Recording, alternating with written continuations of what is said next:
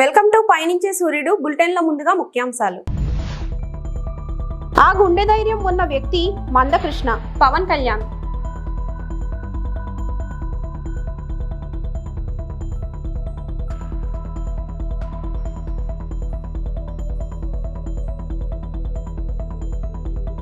మల్లారెడ్డి మళ్ళీ స్టేజ్ మీద హల్చల్.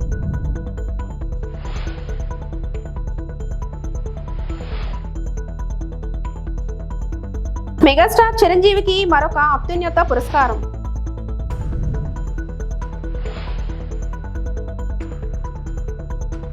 లోక్సభ స్పీకర్ గా ఒక దళితుడిని చేసిన పార్టీ తెలుగుదేశం. దళిత మహిళను శాసనసభ స్పీకర్ గా చేసిన ఘనత కూడా టీడీపీదే. ఎస్సీ అయిన కాకి మాధవరావును సీఎస్ చేసిన ఘనత కూడా టీడీపీదే. నేను యునైటెడ్ ఫ్రంట్ చైర్మన్ గా ఉన్నప్పుడు ఎస్సీ అయిన కేఆర్ నారాయణను రాష్ట్రపతిని చేశాం. కేంద్రంలోని ఎన్డీఏ ప్రభుత్వం కూడా ఎస్సీ ఎస్టీలకు కీలక పదవులు ఇచ్చింది. గతంలో ఎస్సీ అయిన రామ్నాథ్ కోవింద్ను రాష్ట్రపతిగా చేశారు. ఇప్పుడు ఎస్టీ అయిన ద్రౌపది ముర్మును రాష్ట్రపతిగా చేసింది. అబ్దుల్ కలాం గారు రాష్ట్రపతి అవ్వడానికి మద్దతు ఇచ్చాం. వీటిలో భాగస్వామ్యం అయినందుకు సంతోషంగా ఉంది అని ఏపీ సీఎం నారా చంద్రబాబు నాయుడు అన్నారు. ఈరోజు మీరు చూసారు దేశ first time Balayya east Godavari జిల్లాలో పుట్టిన వ్యక్తి. ఆయన టాలెంట్ చూసాం. మీరు కూడా ఉన్నారు. ఎన్డీఏ ప్రభుత్వంలో స్పీకర్గా పెట్టుకోమని ఆనాటి ప్రభుత్వంలో వాజ్పేయి గారు రిక్వెస్ట్ చేస్తే రెండు ప్రభుత్వాలకు కూడా సయోధ్య ఉండాలి, కనీసం మీరు మంత్రులు తీసుకోకపోతే పోయారు, ఒక స్పీకర్ని తీసుకోమని తెల్లవారితో నిర్ణయం చేసి ఆయనకు ఇన్ఫామ్ చేశాం. మొట్టమొదటిసారిగా లోకసభ స్పీకర్గా ఒక దళితుడిని చేసిన పార్టీ తెలుగుదేశం పార్టీ. బ్రహ్మాండంగా రాణించాడు.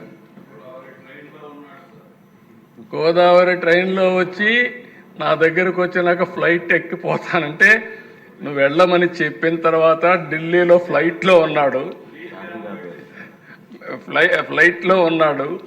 ఫ్లైట్లో ఉంటే దిశ వాజ్పేయి గారు ఫోన్ చేసి మీరు ఇప్పుడన్నా ఒప్పుకోండి, 10:30కి నామినేషన్ వేయాలి, 12 గంటలకు 11:30 12 గంటల టైం కూడా అయిపోతుందంటే అప్పుడు నేను అన్నాను ఓకే నేను చెప్తానని చెప్పి మళ్ళీ ఫోన్ చేసి ఓకే అండి బాలయోగి గారికి ఇస్తున్నా అని చెప్పి బాలయోగి గారు ఫ్లైట్లో ఉంటే ఎర్రంనాయుడు గారికి ఫోన్ చేసి పిఎం గారు అని ఇది చేశారు, మీకు ట్రాఫిక్ అంతా కూడా క్లియర్ చేస్తారు, ప్రత్యేకమైన లైన్ ఇస్తారు, ఇమ్మీడియట్ దిగతానే తీసుకుపోయి నామినేషన్ ఇప్పించమంటే ఎగ్జాక్ట్గా 5 నిమిషాలకు ముందు పోయి నామినేషన్ వేశారు అధ్యక్ష. బట్ ఒక దళిత ఒక ఎస్సీ బిడ్డ బ్రహ్మాండంగా రాణించి మొత్తం దేశమంతా కూడా మెప్పించే స్థాయికి ఎదిగారంటే అదే తెలుగుదేశం పార్టీ, తెలుగు గడ్డ గర్వపడుతుందని చెప్పి కూడా నేను మీకు తెలియజేసుకుంటున్నాను. ఇదే మరుగా దేశ 99లో మీరు కూడా ఉన్నారు, మీరు కూడా మంత్రి. ఆ రోజు ప్రతిభా భారతి గారిని స్పీకర్ చేశాం. ఒక మహిళ, ఒక దళిత మహిళని స్పీకర్ చేస్తే ఏ విధంగా ఉంటుందో ఆలోచించి మనం చేశాం. ఆ రోజు కూడా మీరు చూస్తే తెలుగుదేశం పార్టీ మొట్టమొదటిసారిగా ఒక దళిత మహిళని అసెంబ్లీ స్పీకర్ చేసిన ఘనత కూడా మనకు దక్కింది అధ్యక్ష. ఇంకొక పక్క అధ్యక్ష ఆ రోజు ఈ రెండే కాకుండా కాకి మాధవరావు ఎవరు అంతవరకు ఎస్సీలు చీఫ్ సెక్రటరీ కాలేదు, అవుతారని కూడా ఊహించుకోలేదు వీళ్ళు. కానీ ప్రమోట్ చేయడమే కాకుండా కాకి మాధవరావు గారిని చీఫ్ సెక్రటరీ చేసి మళ్ళీ ఏదైతే పంచాయతీరాజ్ లోకల్ బాడీ ఎలక్షన్స్ కోసం స్టేట్ ఎలక్షన్ కమిషనర్గా చేశాం అధ్యక్ష. ఇంకో పక్క అధ్యక్ష అదృష్టం ఒకసారి ఎన్టీ రామారావు గారు నేషనల్ ఫ్రంట్ చైర్మన్గా ఉన్నప్పుడు అంబేద్కర్ గారికి భారతరత్న వచ్చింది.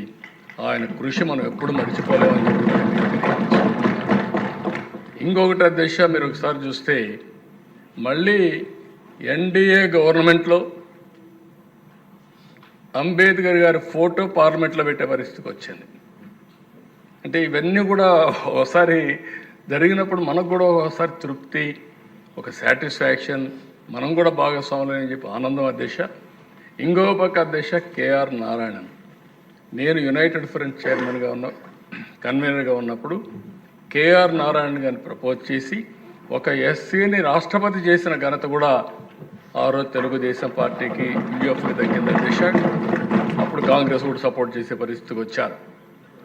అబ్దుల్ కలాం అధ్యక్ష. అబ్దుల్ కలాం గారిని ఈ దేశం ఎప్పుడూ గుర్తుపెట్టుకుంటుంది. అలాంటి వ్యక్తిని వాజ్పేయి గారి సహకారంతో ఎన్డీఏ గవర్నమెంట్లో ప్రెసిడెంట్ ఆఫ్ ఇండియా చేసిన ఘనత కూడా మనకు దక్కుతుంది. మన రోల్ ఉంది, దానికి గర్వపడుతున్నాం అధ్యక్ష. వీళ్లే కాకుండా అధ్యక్ష, ఈరోజు నరేంద్ర మోడీ గారిని కూడా మీరు ఒకసారి ఆలోచిస్తే ప్రధానమంత్రిగా కోవింద్ గారిని, ఒక షెడ్యూల్ కులానికి సంబంధించిన వ్యక్తిని ప్రెసిడెంట్ ఆఫ్ ఇండియా చేశారు. ఈరోజు దేశ రాష్ట్రపతిగా ముర్ము గారిని ఈరోజు చేసే పరిస్థితి వచ్చారు. ఇవన్నిట్లో మనం భాగస్వాములు అయిన దానికి నాకెంతో ఎస్సీ వర్గీకరణ ఈ స్థాయి వరకు వచ్చిందంటే మందకృష్ణ మాదిగ ఏపీ సీఎం చంద్రబాబు కారణమని డిప్యూటీ సీఎం పవన్ కళ్యాణ్ అన్నారు. అసెంబ్లీలో ఎస్సీ వర్గీకరణపై ఆయన మాట్లాడారు. మాదిగ అని చెప్పగలిగే గుండె ధైర్యం కలిగిన వ్యక్తి మందకృష్ణ. ఆ కులానికి వన్నె తెచ్చిన ఆయనను మనస్ఫూర్తిగా అభినందిస్తున్నానని చెప్పారు. ఎస్సీ వర్గీకరణపై చాలా చర్చలు జరిగాయి. గుర్తింపు లేని కులాలపైన విస్తృతంగా చర్చలు జరిగాయి. సీఎం చంద్రబాబు ప్రత్యేక దృష్టి పెట్టి రాజీవ్ రంజన్ మిశ్రాతో ఏకసభ్య కమిషన్ ఏర్పాటు చేశారు. కమిషన్ ఇచ్చిన నివేదిక చాలా అద్భుతంగా ఉంది. ఇది అందరికీ మేలు చేస్తుందని ఆశిస్తున్నామని పవన్ కళ్యాణ్ అన్నారు. ప్రత్యేకించి ఈ రోజున వర్గీకరణకు సంబంధించి దీనికి మనస్ఫూర్తిగా ఈ స్థాయి దాకా వచ్చింది అంటే ఒకళ్ళు మందకృష్ణ మాదిగ గారు అయితే, దాన్ని ముందుకు తీసుకెళ్లిన వ్యక్తి శ్రీ నారా చంద్రబాబు నాయుడు గారు అధ్యక్ష. అలాంటి ఆత్మగౌరవ పోరాటాన్ని ముందుకు తీసుకెళ్లి దాన్ని ఆంధ్రప్రదేశ్ ఉమ్మడి రాష్ట్రంలో ప్రవేశపెట్టిన ఘనత, దాన్ని ముందుకు తీసుకెళ్లిన ఘనత శ్రీ నారా చంద్రబాబు నాయుడు గారికి మన గౌరవ ముఖ్యమంత్రి గారు దక్కుతుంది అధ్యక్ష. ఈ రోజున దేశ స్థాయిలో దీన్ని ముందుకు తీసుకెళ్లగలుగుతున్నాం అంటే ప్రధానమంత్రి గారి దృష్టిలో పడింది అంటే దానికి నాంది ఆంధ్రప్రదేశ్ నుంచే పడింది అధ్యక్ష. ఇలాగ అనేక విభిన్నంగా ఒక్కొక్క చోట ఉన్న ఈ డామినెన్స్ కావచ్చు, లేదంటే ఎక్కువ శాతం తీసుకోవడం కావచ్చు, ఇట్స్ అ బ్యాలెన్సింగ్ యాక్ట్ అధ్యక్ష. ఇది వీటన్నిటిని గుర్తించి మనస్ఫూర్తిగా ఈ రోజున నారా చంద్రబాబు నాయుడు గారి ఆధ్వర్యంలో ఈ రోజున ఈ ఎన్డీఏ కూటమి ప్రభుత్వం ఈ మా రిజర్వేషన్ వర్గీకరణ బిల్లుని మనస్ఫూర్తిగా జనసేన తరపు నుంచి మనస్ఫూర్తిగా మేమందరం సమర్థిస్తున్నాం అధ్యక్ష. ప్రత్యేకించి నేను మొన్న రాజీవ్ రంజన్ మిశ్రా గారితో మాట్లాడుతూ ఉంటే 100 నుంచి 10,000 లోపు ఉన్న దాదాపు 59 ఉపకులాలు, మా దళిత కులాలు, ఇవన్నీ మాలమాదిగా దళిత ఉపకులాలతో సహా 59 ఎక్కువ సంఖ్యాబలం ఉన్నాయి. దీన్ని ఎలా చేస్తారంటే 100 లోపు నుంచి 10,000 లోపు ఉండే 46 కులాలు అధ్యక్ష. కొన్ని కులాలు దాదాపు 30-40 మంది కూడా ఉన్నారని వారు తెలియజేశారు అధ్యక్ష. అలాగే ఈ సైంటిఫికలీ ఎనలైజ్డ్ ఎంపిరికల్ డేటాని 4 నెలల వ్యవధిలో గౌరవ ముఖ్యమంత్రి గారు బాధ్యత తీసుకొని మంత్రివర్గంతో ఒక కమిటీని ఏర్పాటు చేసి వన్ మ్యాన్ కమిషన్ గారు శ్రీ రాజీవ్ రంజన్ మిశ్రా గారి ఆధ్వర్యంలో నవంబర్లో మొదలై మార్చి 4 నెలల వ్యవధిలో దీన్ని డేటానంతా సైంటిఫిక్గా అనలైజ్ చేసి ఎంపిరికల్ డేటాని విద్యా, సామాజిక, ఆర్థిక, రాజకీయ, అంతర్గత వెనుకబాటుతనాన్ని వారు మూడుగా విభజించిన విధానం చాలా అద్భుతంగా ఉంది అధ్యక్ష. ఇది అందరికీ మేలు చేస్తూనే కోరుకుంటున్నాను. మందకృష్ణ గారు వర్గీకరణ ఉద్యమానికి ఆద్యులు. మందకృష్ణ గారు వర్గీకరణ ఉద్యమానికి ఆద్యుడు. వర్గీకరణ సాధన పోరాట సమితి యోధుడు అధ్యక్ష మందకృష్ణ గారు. నారా చంద్రబాబు గారు సైబరాబాద్ సృష్టికర్తే కాదు, వర్గీకరణ రూపకర్త కూడా వారు. శ్రీ మోదీ గారు నయా భారత్ నిర్మాతే కాదు, వర్గీకరణ ఫలప్రదాత కూడా. అందుకని మనస్ఫూర్తిగా ఈ వర్గీకరణ బిల్లుని ముందుకు తీసుకెళ్ళి దీనిని ఆంధ్రప్రదేశ్ అసెంబ్లీలో ఈరోజు ప్రవేశపెట్టినందుకు మనస్ఫూర్తిగా ముఖ్యమంత్రి గారికి, అందరికీ, మంత్రివర్గానికి, సభ్యులందరికీ మనస్ఫూర్తిగా ధన్యవాదాలు తెలుపుకుంటూ స్పీకర్ గారికి నా హృదయపూర్వక ధన్యవాదాలు తెలియజేస్తున్నాను అధ్యక్ష. హౌస్ ఆఫ్ కామన్స్ యూకే పార్లమెంట్లో బ్రిడ్జ్ ఇండియా సంస్థ కల్చరల్ లీడర్షిప్ ద్వారా చిరంజీవిని జీవన సౌఫల్య పురస్కారం అవార్డుతో ఘనంగా సత్కరించింది. బ్రిటన్కి చెందిన అధికార labour party MP Navendu Mishra ఆధ్వర్యంలో పురస్కార ప్రదానోత్సవ వేడుక జరిగింది. ఈ కార్యక్రమంలో పార్లమెంటు సభ్యులు సోఫన్ జోసెఫ్, బాబ్ బ్లాక్మాన్ తదితరులు పాల్గొన్నారు. మెగాస్టార్ మెగాస్టార్ పురస్కారం అందుకున్న ఫోటోలు, వీడియో ప్రస్తుతం సోషల్ మీడియా వైరల్ అవుతున్నాయి.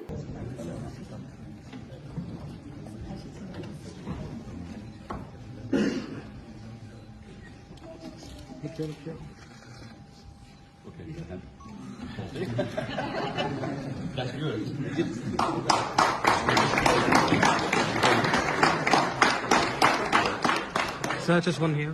Thank you. Just one here.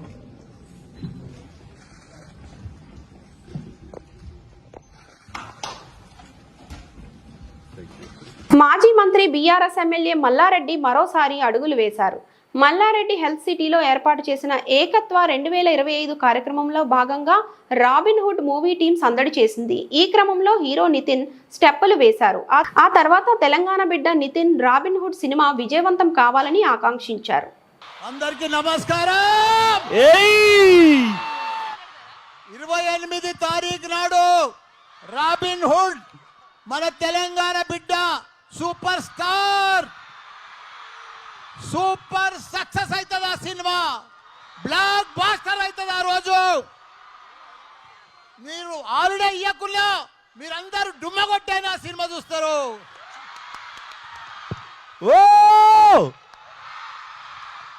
Tiruvuru శ్రీవాహిని కళాశాలలో జిల్లా స్థాయిలో నాటుసారా నిర్మూలన దిశగా నవోదయం 2.0 కార్యక్రమంలో పాల్గొన్న ఎన్టీఆర్ జిల్లా కలెక్టర్ డాక్టర్ జి లక్ష్మీషా మరియు జిల్లా స్థాయి అధికారులు. ఎన్టీఆర్ జిల్లా తిరువూరు ఆర్డీఓ కుమారి మాధురి మాట్లాడుతూ నాటుసారా వినియోగం వల్ల ఎన్ని ప్రాణాలు బలి అవుతున్నాయో, ఇలాంటి కార్యక్రమాల ద్వారా ఎన్నిసార్లు తెలియజేసినా ప్రజల్లో మార్పు రావడం లేదు. మందు వాడకం తగ్గించాలి, అప్పుడే తయారీ తగ్గుతుంది.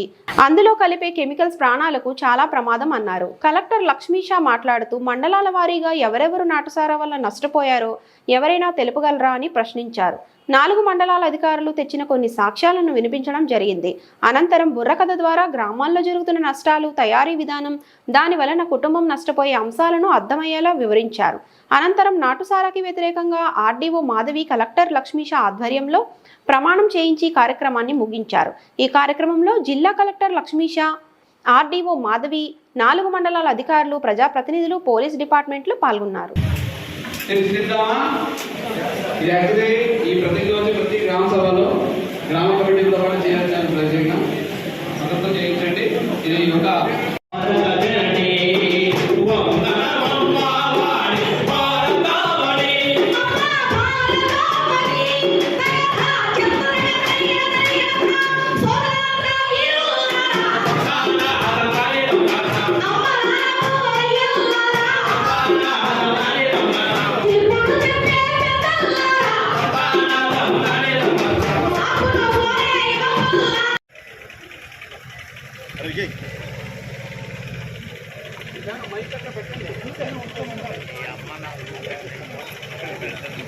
నవోదయం 2.0 కార్యక్రమంలో ఇక్కడ తిరువూరు డివిజన్లో లాంచ్ చేయడం జరిగింది. ప్రత్యామ్నాయం ఏంటంటే అందరికీ గవర్నమెంట్ జాబ్ కావాలంటే మీకు తెలిసే ఉంది, గవర్నమెంట్ జాబ్ అందరికీ పోతుంది. కానీ మనసుంటే మార్గం ఉంటుంది. వాళ్ళు ఏదో మేము పని చేసుకుంటామని కల్పించడానికి లోన్ ఇవ్వచ్చు, వాళ్ళకి ఉపాధి పథకం ఉంది ఇవ్వచ్చు, లేదా గొర్రెల మెక్క లోన్, ఈ కార్పొరేషన్ లోన్స్ ఎన్నో ఉంటాయి అవి కూడా ఇవ్వడానికి ఉన్నాయి. పిఎంఈజీపీ లోన్ ఉంది. కొంచెం చదువుకున్నాము, మేము పని చేస్తాం, ఏదో నేర్పించండి, electrical mechanic, solar mechanic, bore mechanic training కూడా ఇచ్చి ముందు తీసుకెళ్లే అవకాశం ఉంటుంది. ఇవన్నీ ఆల్రెడీ రెడీ చేసి పెట్టాము. ఇప్పుడు మీరు కార్యక్రమంలో భాగంగా గౌరవ జిల్లా కలెక్టర్ గారి ఆధ్వర్యంలో సిఆర్జెడ్ పరిధిలో చెరువులు తొలగించాలని ప్రయత్నం అడ్డుకున్న రైతులు, అధికారులు ఒకరోజు గడువు. సకినేటిపల్లి మండలం అంతర్వేది దేవస్థానం పంచాయతీలో సిఆర్జెడ్ పరిధిలో 200 మీటర్ల ప్రాంతంలో ఉన్న చెరువులు తొలగించాలని ప్రభుత్వ అధికారులు సూచించారు. దానిని అడ్డుకున్న రైతులు ప్రాణాలైనా వదులుతాం కానీ చెరువులు కొట్టించమని భీష్మించుకొని కూర్చున్నారు. అధికారులు రైతుల మధ్య వాదోపవాదాలు జరిగినవి. మధ్యలో కలెక్టర్తో సంభాషించి ఒకరోజు గడువు ఇచ్చి ప్రశాంతం చేశారు. ఈ కార్యక్రమంలో MRO Venkateswarlu, circle inspector Suresh Kumar, DT Bhaskar, RI Ramaraju, revenue అధికారులు, రైతులు, మహిళా రైతులు తదితరులు పాల్గొన్నారు.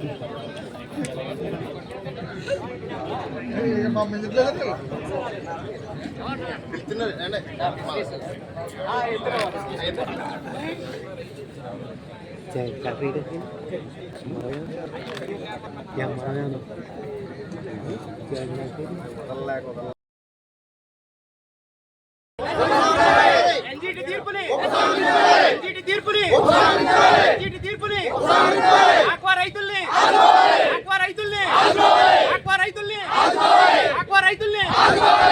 రైతుల్ని ఆక్వా రైతుల్ని ఆక్వా రైతుల్ని ఆక్వా రైతుల్ని ఆక్వా రైతుల్ని రాజు ఆంధ్ర దేవస్థానం ఎంపీటీసీ ఏదైతే ఎన్జిటి తీర్పు ఉందో దాన్ని బట్టి సిఆర్జెడ్ పరిధిలో చెరువులు కొట్టాలని చెప్పేసి ఒక కేసు కోర్టులో ఉంది. దానికి సంబంధించి ఈరోజు అధికారులు యంత్రాంగం అంతా మా అంతర్వేది వచ్చారు.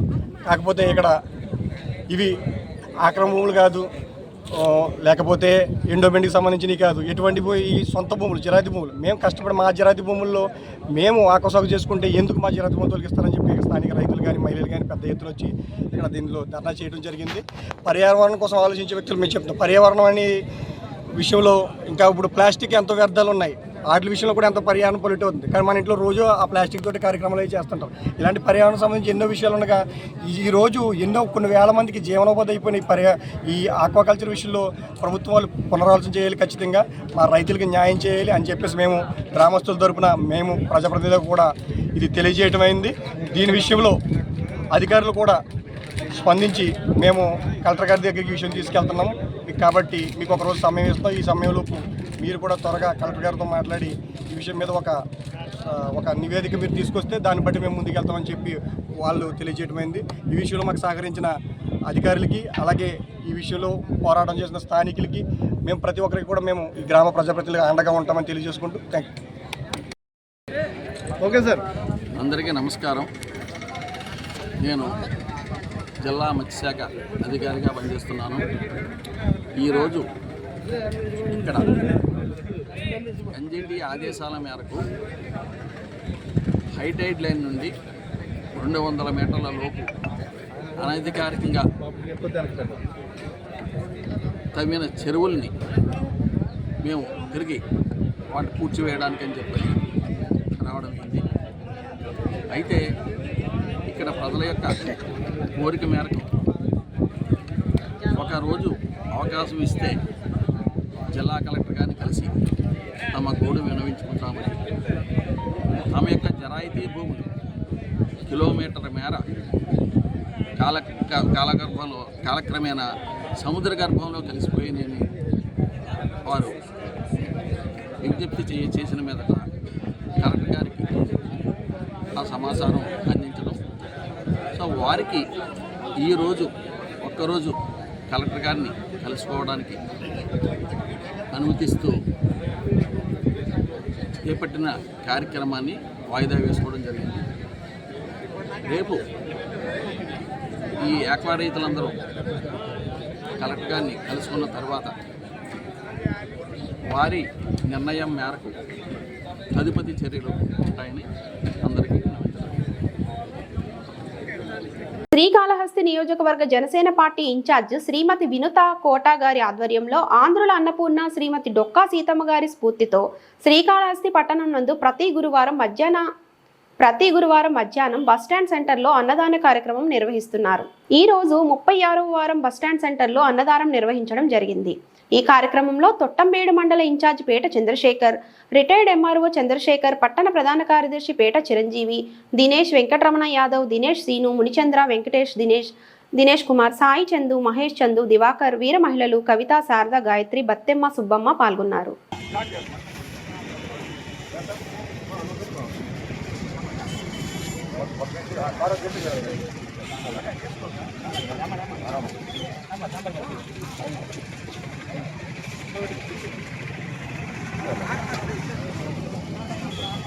వాటర్ ప్యాకెట్ మా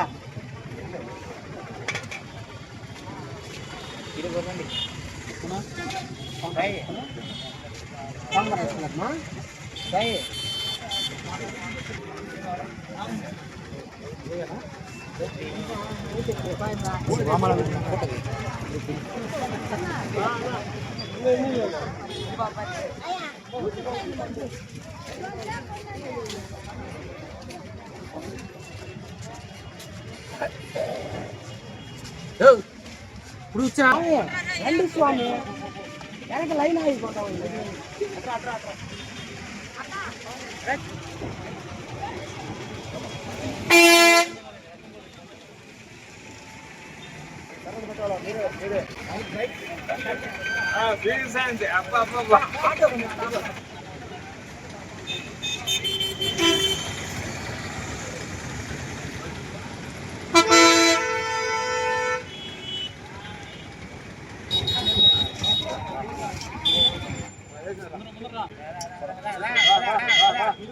లేదే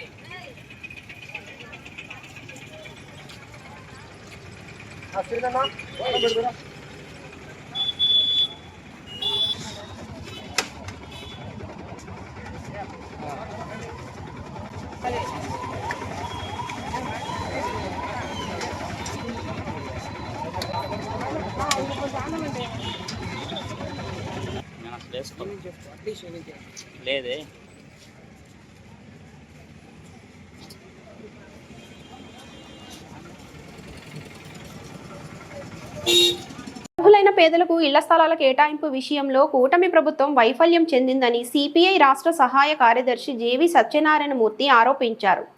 అర్హులైన పేదలందరికీ ఇళ్ల స్థలాలు ఇవ్వాలని కోరుతూ సిపిఐ ఆధ్వర్యంలో విశాఖ జిల్లా పెదగంట్యాడ తహసీల్దార్ కార్యాలయంలో పేదల నుంచి సేకరించిన దరఖాస్తులను తహసీల్దార్కు అందజేశారు. అనంతరం సత్యనారాయణమూర్తి మాట్లాడుతూ సార్వత్రిక ఎన్నికలకు ముందు కూటమి ప్రభుత్వంలోని పెద్దలు పేదలందరికీ ఇళ్ల స్థలాలు కేటాయిస్తామని హామీ ఇచ్చారని, ఇప్పటికీ 9 నెలలు గడిచినప్పటికీ ఎలాంటి పురోగతి లభించలేదన్నారు. పట్టణ ప్రాంతాల్లో 2 సెంట్లు, గ్రామీణ ప్రాంతాల్లో 3 సెంట్లు భూమి ఇచ్చి ఇళ్ల నిర్మాణానికి 5 లక్షల రూపాయలు ఇవ్వాలని డిమాండ్ చేశారు. కార్యక్రమంలో జిల్లా కార్యదర్శి ఏఎం పైడిరాజు, కార్యవర్గ సభ్యులు కసిరెడ్డి సత్యనారాయణ, పి చంద్రశేఖర్, ఏ విమల, నాయకులు కె అచ్యుతరావు తదితరులు పాల్గొన్నారు. వీఆర్ఓగా ఉండేవారు. అంతకుముందు వాళ్ళ అవ నడిచేది. ఇక్కడ వాళ్ళు ఏం చెప్పేది, వాళ్ళు చాలా బతకడానికి అప్పుడు జిల్లా కలెక్టర్ గారు అయినటువంటి నరసింహరావు గారి దృష్టికి తీసుకెళ్ళాము. ఆయన ఇక్కడ ఉన్నటువంటి గత శాసనసభ్యులు నాగిరెడ్డి గారు కానీ, అంతకుముందు కాంగ్రెస్ ప్రభుత్వంలో ఉన్నటువంటి అప్పుడు ఉన్నటువంటి ముఖ్యమంత్రి జగన్మోహన్ రెడ్డి గారికి, అయ్యా మీరు బాత్రూమ్ ఒక 10 సెంట్లు కట్టుకుంటారు, పేద ప్రజానీకానికి 48 గజాల్లో ఇల్లు ఎక్కడ సరిపోతుంది, పెద్ద కుటుంబం అయితే పడుకోవడానికి కూడా ఒక రూమ్ సరిపోదు, పిల్లలతో ఉండడానికి ఇది సరిపోదు, పట్టణాల్లో 2 సెంట్లు ఇవ్వండి, గ్రామాల్లో 3 సెంట్లు ఇవ్వండి డిమాండ్ చేస్తే, ఆయన ఎవరి మాట వినని ముఖ్యమంత్రి ఎన్నికల ముందు అందరికీ వచ్చి మీకేం పర్వాలేదని మొదలు పెట్టి, ఎన్నికల తర్వాత ఆయన వస్తే చెట్లు నరకడం, ప్రతిపక్ష నాయకులను అరెస్ట్ చేయడం తప్ప, ఎవరి మాట పెడచేవని పెట్టడం తప్ప వినేవారు కాదు. సరే, ముఖ్యమంత్రి గారు కూటమిగా ఏర్పడినటువంటి జనసేన టీడీపీ కూటమి హామీ ఇచ్చింది. హామీ ఇచ్చినట్లు ఆంధ్ర రాష్ట్ర ప్రజానీకం అధికారం కట్టబెట్టారు తెలుగుదేశం పార్టీ కూటమికి. శాసనసభలో ముఖ్యమంత్రి గారు ప్రకటన చేశారు. శాసనసభలో ప్రకటించక ముందే శ్రీకాకుళంలో ప్రకటన చేశారు. ఎన్నికలకు ముందు నేను ఇచ్చిన హామీ ప్రకారం పట్టణాల్లో 2 సెంట్లు, గ్రామీణ ప్రాంతాల్లో 3 సెంట్లు ఇచ్చి ఇల్లు నిర్మాణానికి 4 లక్షలు మంజూరు చేస్తామన్నారు. శాసనసభలో కూడా ప్రవేశపెట్టారు. మొన్ననే కేబినెట్లో కూడా ఇది చర్చించి అర్హులైన ఈ రాష్ట్రంలో ఉన్న పేద ప్రజానీకులందరికీ 2 సెంట్లు ఇస్తామని చెప్పారు. చాలా సంతోషం. అయితే మేము సిపిఐ తరఫున విజ్ఞప్తి చేసేది, ఇప్పుడు ఉన్నటువంటి పెరిగిన ధరలకు అనుకూలంగా ఇంటి గృహ నిర్మాణ అవసరాలకు సరిపడా వస్తువుల ధరలన్నీ పెరిగినాయి కాబట్టి మీరు ఇస్తామన్నటువంటి 4 లక్షలకి 1 లక్ష అదనంగా ఇచ్చి 5 లక్షలు ఇచ్చి పేద ప్రజలందరికీ అర్హులైన వాళ్ళు గుర్తించి 2 సెంట్ల స్థలం పట్టణాల్లో ఇవ్వమని మేము అభ్యర్థిస్తున్నాం. ఈ వార్తలు ఇంతటితో సమాప్తం. నమస్తే.